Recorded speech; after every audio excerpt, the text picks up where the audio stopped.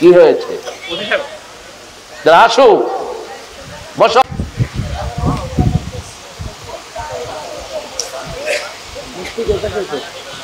ভালো আছেন তো ওসি সাহেব? জি আলহামদুলিল্লাহ। গত সময়গুলোতে তো আপনাদের জ্বালায় প্রোগ্রাম করতে পারেন না।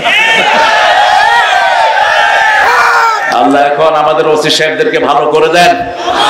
জোরে বলেন আমিন। এই যশোরের এসপি বিয়াদব আমার বহু প্রোগ্রাম ক্যান্সেল করেছে। আমার ভুলে যায়নি আমি সেই দাগগুলো। ওই ওসি কিন্তু এখনো আছে, এসপি এখনো আছে, কিন্তু সেটা আগের এসপি অন্য জায়গায় ঘাপটি মেরে আছে। এগুলোকে বের করো দেশ থেকে।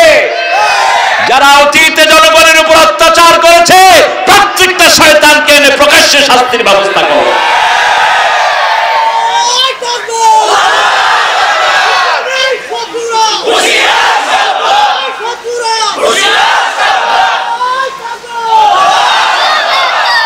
ভালোর জন্য ভালো, আত-তাইয়্যিবুনা লিত-তাইয়্যিবাত আল-খাবিসুনা লিল-খাবিসাত, খবিসের জন্য খবি।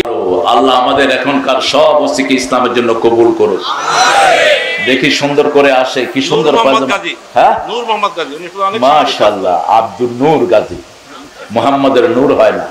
মুহাম্মদ নিজে নূর ভিক্ষা করতেন, নূরের জন্য কাঁদতেন, রাহমাতাল লিল, 5 ওয়াক্ত নামাজে নূরের জন্য দোয়া করতেন। তবে সুন্দর নাম আব্দুল নূর মুহাম্মদ। আল্লাহ আমার ভাইকে ইসলামের জন্য কবুল করুন। এরকম সুন্দর পায়জামা পাঞ্জাবি পরে গত 17 বছর কোনো ওসি মাহফিলে আসে। ওখানে আয়েশাকে তো হুজুর ওয়াজ বন্ধ করেন, আমি কইতাম মুজুর তোর কথায় বন্ধ হবে না। বহু জায়গায় ক্রস হয়েছে, এরপরে প্রোগ্রাম বন্ধ করেছো। বন্ধ প্রোগ্রাম করনে, তোমাদের কপাল বন্ধ হয়ে গেছে। যে পান্ডাদের কথা শুনেছো একটা এখন দেশে নাই, ঠিক না? ঠিক। জনগণ তাদের দিকে তাকাও নাই, এমনি তারা ভাগছে। এরা পুলিশকে কষ্ট দিয়েছে, জাতিকে কষ্ট দিয়েছে, মানুষের অধিকার মেরেছে। আল্লাহ যেন আমাদেরকে সবার অধিকার রক্ষা করার তৌফিক দান করে। সমস্ত কনস্টেবলদেরকে দোয়া করছি। পুলিশেরা খুব নির্যাতিত, সবচেয়ে নির্যাতিত হয়েছে আওয়ামী লীগের সময়। জিজ্ঞেস করেন, এরা রাতে ঘুমাতে পারেনি। এক নেতার পিছনে 7-8জন করে ডিউটি দিতে হয়েছে। এমনকি নেতা বাথরুমে গিয়েছেন, সেখানেও পুলিশ পাহারা। কি যে যন্ত্রণা গিয়েছে। এক এলাকায় গেছে, সকালে দেখি যে বাগানের ভিতরে পুলিশ। কইলাম, এই মিয়া পুলিশ বাগানের ভিতরে করো কি? কয় নেতা পায়খানা গেছে, পাহারা দিচ্ছে। চোরদের পুলিশ বেশি লাগে, ঠিক না? ঠিক। ভালো মানুষের পাহারার কোনো দরকার, তাদেরকে পাহারা দিয়ে দেন কে? আমরা সূরা মুলক পড়ব। তাবারাকাল্লাযী বিয়াদিহিল মুলক। বরকত দিয়ে আল্লাহ 2টা সূরা শুরু করেছেন। কয়টা? 2টা সূরা। একটা হলো সূরা ফুরকান, আরেকটা হলো সূরা মুলক। বরকত মানে হলো যেটাতে সবকিছু বেড়ে যায়। যেমন ফিস সাহুরে বারাকা, রাসূল বলেছেন ফজরের সময় আল্লাহ বরকত ঢেলে দেয়। যারা ফজরে ঘুমায় তাদের রিজিকের বরকত কমে যায়, শরীরের বরকত কমে যায়, তাদের পরিবারের বরকত কমে। মুসা সালাম কখনো ফজরের পরে কাউকে ঘুমাতে দিতেন না। কিন্তু আমাদের বক্তাদের একটা জেনারেল অভ্যাস হলো এরা ফজর নামাজ পড়ে ঘুমায়। তুমিও তো ঘুমাও, রাতের বেলায় ডিউটি দেয়। তো এত রাতে আপনারা কেন করেন? আরে না, পুলিশের তো 24 আওয়ার্স। পুলিশ যে কতটা নির্যাতিত ওদের সাথে না বুঝলে বোঝা যাবে না। এই যে এটা হাতে সব সময় 24 আওয়ার্স মোবাইল খোলা, কোন বড় স্যার ফোন করে না পেলে এই কোথায় ছিল। আর যখন ফোন ধরে এসপি সাহেবের, স্যার যে কতবার কইতে হয়, sir sir sir, yes sir, হ্যাঁ স্যার, নো স্যার, না sir, sir sir sir sir sir. তারপরেও তো প্রমোশন ঠেকিয়ে দেয়। এরকম ডাকাত আছে না নাই? আর মহিলা হলে তো শুধু পেশায়। মহিলারা কি করে? পেশায়। মহিলারা সরল না। প্রশাসনিক দায়িত্ব থেকে মহিলাদেরকে অবসর দেওয়া দরকার। মহিলাদের জেনারেলি মহিলারা হলো ভীতু, বড় কোনো অকারেন্স দেখলে তারা সরে দাঁড়ায়। এই জন্য প্রশাসনিক কোনো দায়িত্ব মেয়েদের দেওয়া উচিত না, তাদেরকে ভিতরে রাখা উচিত। ঘরের দায়িত্বে তারা থাকবে, বাইরের দায়িত্বে থাকবে পুলিশ, বাইরের দায়িত্বে থাকবে পুরুষ। পুরুষ হলো টায়ার, মহিলা হলো টিউবে তো বুঝছে মহিলা কি টিউব। টিউব যদি বাহিরে আসে আর টায়ার যদি ভিতরে যায় চলবে? চলবে না। কিন্তু আনফরচুনেটলি আমাদের দেশে অনেক এসপি এখন কি মহিলা। চেঞ্জ করা হয়ে গেল, এদেরকে চেঞ্জ করে দাও।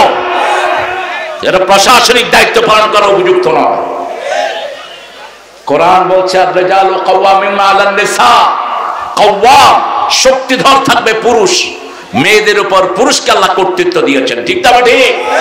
যত পরিশ্রমের কাজ কারা করবে?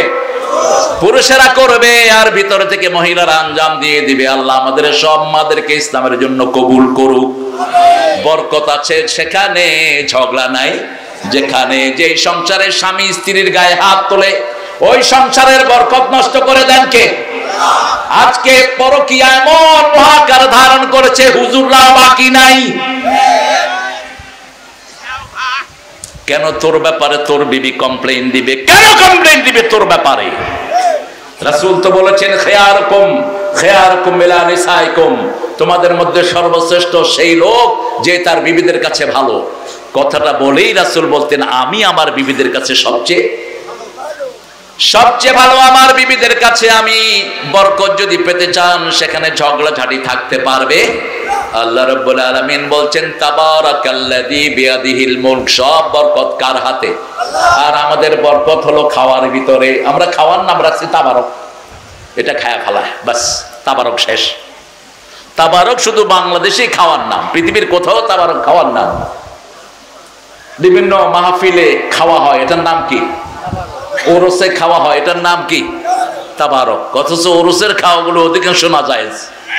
পীরের নামে যেখানে জবাই হয় সেটা কখনো হালাল হতে পারে না। জবাই হবে একজনের নামে, তিনি কে? আল্লাহর নামে জবাই হবে। একজনের নামে মানত হবে। কয়জনের নামে? একজনের নামে মানত হবে। তাবারাকাল্লাযী বিয়াদিহিল মুলক, সকল ক্ষমতার অধিকারী কে? ওয়া আলা কুল্লি শাইইন কাদির, যত শক্তি আছে সবকিছুর আধার কে? এবার আল্লাহ বলে দিচ্ছেন শোনো আমার শক্তি কোথা থেকে শুরু। আল্লাযী খালাকাল মাউতা ওয়াল হায়াতা লিয়াবলুয়াকুম আইয়ুকুম আহসানু আমালা ওয়া হুয়াল আজিজুল গাফুর। আমি আল্লাহ রাব্বুল আলামিন যিনি মৃত্যু বানিয়েছেন। আগে কি বানিয়েছেন? মৃত্যু। কেন আল্লাহ বলছেন আগে মৃত্যু বানিয়েছেন? সূরা বাকারার ২৭ নম্বর আয়াতে আল্লাহ রাব্বুল আলামিন বলছেন কাইফা তাকফুরুনা বিল্লাহি ওয়া কুনতুম আমওয়াতান ফাআহইয়াকুম সুম্মা ইউমীতুকুম সুম্মা ইউহয়ীকুম সুম্মা ইলাইহি তুরজাউন। কিভাবে তোমরা কুফরি করো? তোমরা সব মরা ছিল। আজ থেকে ১০০ বছর আগে এখানে আমরা কেউ ছিলাম না, আবার ১০০ বছর পরে কেউ থাকবো না। ঠিক না ঠিক? সবাই কোথায় ছিলাম? আমরা মরা ছিলাম। আমাদেরকে মৃত বানিয়েছিলেন কে? আমরা ছিলাম মায়ের বুকের পাঁজরের ভিতরে আর বাপের শিরদাঁড়ার মধ্যে আমরা ছিলাম রূহের জগতে। সেখান থেকে আসছি পিতামাতার কাছে, সেখান থেকে এসেছি দুনিয়ায়। আল্লাহ রাব্বুল আলামিন সেই বর্ণনা দিচ্ছেন ফালিয়ানজুরিল ইনসানু মিম্মা খুলিকা মিম্মা দাফিক ইয়াখরুজু মিন বাইনিস সুলবি ওয়াত তারাইব। মানুষের দেখা উচিত কোন জিনিস থেকে আমি মানুষকে সৃষ্টি করেছি। একটা টপকে পড়া পানি থেকে মানুষকে সৃষ্টি করেছেন কে? মিম্মা দাফিক ইয়াখরুজু মিন বাইনিস সুলবি ওয়াত তারাইব। পুরুষের শিরদাঁড়া, মেয়েদের বুকের পাঁজরের হাড্ডি থেকে যেই পানি, দুই পানির সংমিশ্রণে মানুষ বানিয়েছেন কে? আল্লাহ রাব্বুল আলামিন বলছেন এই মানুষকে আমি বানালাম একটা জিনিসের জন্য। মানুষ ভালো কাজ করবে। আইয়ুকুম আহসানু আমালা, কারা ভালো কাজ করে আমি এটা দেখতে চাই। কারা ইসলামের পথে আসে দেখতে চাই। কারা মানুষের উপকার করে দেখতে চাই। মানুষের উপকার করলো যারা, আল্লাহর কাছে প্রিয় হয়ে গেল তারা। এই যে পুলিশ ভাইরা যে ডিউটি করে, রাসূল বলছেন কোন মুসলমানের পাহারায় দেই দুই চোখ রাত জাগে, ওই দুই চোখকে আল্লাহ কখনো জাহান্নামের আগুনে জ্বালাবেন না। আল্লাহর ভয়ে যেই চোখ থেকে পানি বের হয়, রাসূল সাল্লাল্লাহু আলাইহি সাল্লাম বলছেন মাছির দানার সমান পানিও যদি আল্লাহর ভয়ে কারো চোখ থেকে বের হয়, দুধের ওলান থেকে ওই যে বাছুরের যে বাটের ভিতরে দুধ থাকে, এই বাটকে আপনারা কি বলেন? ওই যে যেখানে দুধ থাকে, ওলান। এই ওলান থেকে দুধ বের হওয়ার পরে কি আবার ওলানে ঢোকা সম্ভব?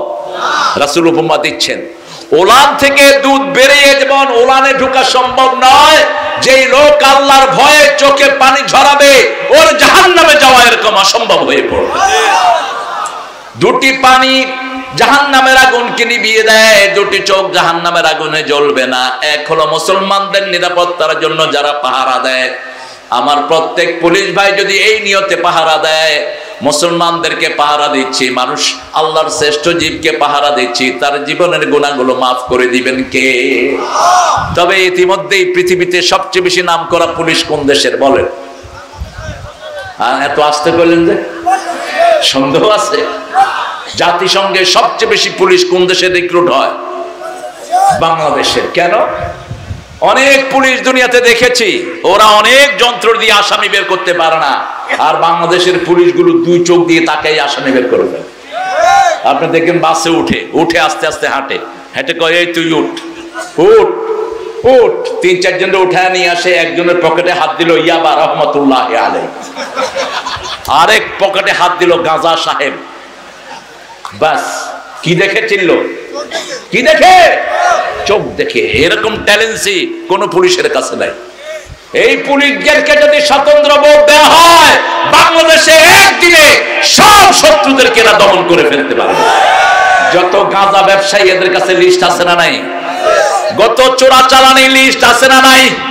যত হারামখোর চাঁদাবাজ লিস্ট আছে না নাই? কিন্তু পারে না, নেতাদের কপসানির কারণে সারা রাত দাঁড়িয়ে আসামি ধরে, সকাল বেলায় নেতারা ধমকায়, ছাড় নইলে তোরে যশোর থেকে বান্দরবন পাঠায় দেব। বাস, নিজের চাকরি বাঁচানো ফরজ, দেশের দায় হয় হোক। তবে এমন একটা দেশ আসবে যখন আমরা দেখব পুলিশ সাহিত্য শাসিত হয়েছে। ঠিক না ঠিক? পুলিশের উপর কারো খবরদারি চলবে না। এই বাহিনীটা গঠন করেছেন কে বলেন তো? আল্লাহ গঠন করছে। মানুষ কত ভালো তোমার এলাকায়, আল্লাহ আসমান থেকে আইসা কত পুলিশ হবে, ঠিক আছে না? আরে মিয়া, এই বাহিনীটা গঠন করেছেন ওমর ফারুক রাদিয়াল্লাহু আনহু। এই পুলিশ বাহিনী আত্মরক্ষার জন্য, আর বহির্বিশ্বের জন্য মিলিটারি, বহির্বিশ্বের জন্য আর্মি। আল্লাহ রাব্বুল আলামিন আমাদের এই বাহিনীকে কবুল করুন। আমরা বরকতময় জায়গায় থাকবো। আল্লাহ বলছেন, আমি মরণ বানিয়েছি, জীবন বানিয়েছি। আইয়ুকুম আহসানু আমালা, তোমরা কে কে ভালো কাজ করবা? আমরা করলাম ভালো কাজ। কি? আল্লাহ বলছেন সবচেয়ে ভালো কাজ হলো আল্লাহর দিকে ডাকা। কার দিকে? সূরা ফুসসিলাতের ভিতরে আল্লাহ জবাব দিচ্ছেন, আমান আহসানু কাওলাম মিম্মা দাআ ইলাল্লাহি ওয়া আমিলা সলিহা ওয়া ক্বালা ইন্নানি মিনাল মুসলিমিন। তার চেয়ে শ্রেষ্ঠ কথা কার হতে পারে যে আল্লাহর দিকে মানুষটাকে? সর্বশ্রেষ্ঠ কে? আল্লাহর চেয়ে শ্রেষ্ঠ আর কেউ হতে পারে? অতএব আল্লাহর দিকে যে মানুষকে ডাকে, তার ডাককে সর্বশ্রেষ্ঠ বলেছেন কে? আল্লাহ বলছেন সর্বশ্রেষ্ঠ ডাক হলেই হবে না, ও আমেলা সলেহান, নিজে ভালো কাজ করতে হবে, আর পরিচয় দিতে হবে আমি একজন মুসলমান। আমি একজন কি? মুসলমান, মুসলিম, আমি সংগ্রামী, আমি চির রণবীর, আল্লাহকে ছাড়া কাউকে মানি না। নারায়ে তাকবীর, নারায়ে তাকবীর। আল্লাহর শব্দ চয়ন কত সুন্দর। তার চেয়ে শ্রেষ্ঠ কথা কার হতে পারে যে আল্লাহর দিকে ডাকে? আল্লাহর দিকে ডাকবেন, কোন ব্যক্তির দিকে নয়, কোন দলের দিকে নয়। কার দিকে? আল্লাহর দিকে ডাকবেন। আল্লাহর দিকে যারা ডাকে না, তারা কখনো শ্রেষ্ঠ মানুষ হতে পারে? যেমন দেখেন, আল্লাহ বলছেন আমলে সলে করবা। বাংলাদেশের একজন নাস্তিক ছিলেন, তার নাম ছিল তহা, তার বাপের নাম ছিল ইয়াসিন। তিনি একবার ভোটে দাঁড়ালেন। ভোটে দাঁড়িয়ে মানুষকে বললেন, মানুষ বলে আমি নাকি আল্লাহরে বিশ্বাস করি না, কোরআন শরীফের একটা সূরাই আমি দখল করে আছি। হাতে কানে হাত দিয়ে পড়তো, তহা মা আনজালনা আলাইকাল কোরআনা লিতাশকা। এরপরে বলতো আমার আব্বার নাম হলো ইয়াসিন, ইয়াসিন আল কোরআনিল হাকিম ইন্নাকা লামিনাল মুরসালিন। তার কিন্তু জানাজা হয়নি। আমার আব্বা ঘোষণা দিয়েছেন এটা স্বীকৃত নাস্তিক, তার যেন জানাজা না হয়। এই লোকটা এই দুই আয়াত পড়ে এমপি হয়ে গেছে। এক ওয়াক্ত নামাজও পড়তো না, ইসলামকে জীবনের জন্য গ্রহণ করতো না, সারা জীবন তার আমল ছিল ইসলামের বিরুদ্ধে। এই জন্য আল্লাহ বলছেন শুধু আমার দিকে ডাকলেই হবে না, আমলে সালেহ করতে হবে। আমলে সালেহ কি? সূরা কাফিরের শেষ আয়াতে আল্লাহ বলছেন মান কানা ইয়ারজু লিকা রাব্বিহি ফালিয়া'মাল আমালান সালিহা ওয়ালা ইউশরিক বিইবাদাতি রাব্বিহি আহাদা। আল্লাহ রাব্বুল আলামিন বলছেন যে আমার সাথে দেখা করতে চায় সে যেন আমলে সালেহ করে। আল্লাহ বলছেন যে আমার সাথে দেখা করতে চায় আমিও তার সাথে দেখা করতে চাই। আপনারা কি আল্লাহর সাথে দেখা করতে চান? চান? আল্লাহ বলছেন মান কানা ইয়ারজু লিকা রাব্বিহি ফালইআমাল আমালান সালিহা, সে আমলে সালেহ করবে।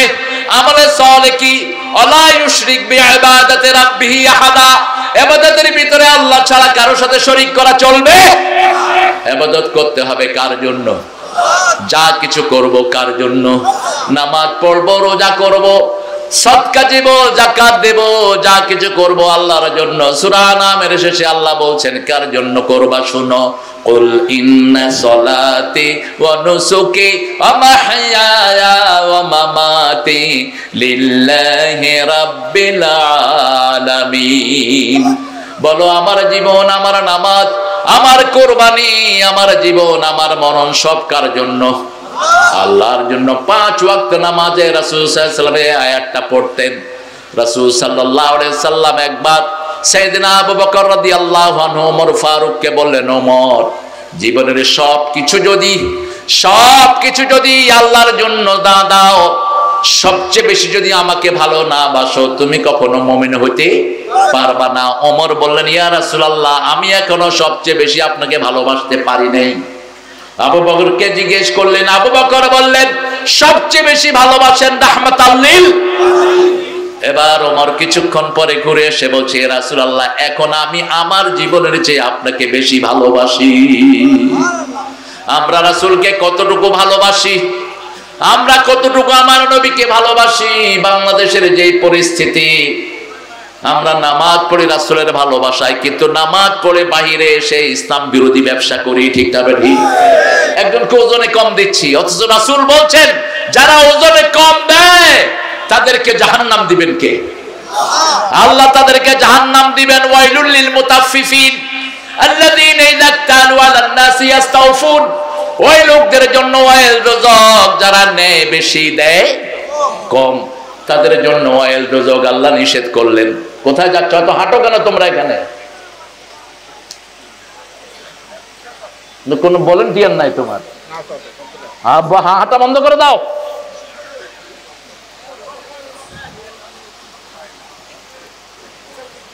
এগুলো সোনামানের পুঁথি পড়ছি নাকি মূর্খ? দেখো না কোরআন পড়ছি। এখান থেকে হাঁটতে দিবা না, কাউকে বন্ধ করে দিবা সব। ওয়াইলুল লিল মুতাফফিফিন, 5 জনের জন্য ওয়াইল দোজখ। কয়জন? 5 জন। ওয়াইল দোজখ হলো জাহান্নামের যেই জায়গাটা প্রতিদিন 450 বার আল্লাহর কাছে পানা চায়, আল্লাহ আমার এই জায়গাতে যেন কেউ না আসে।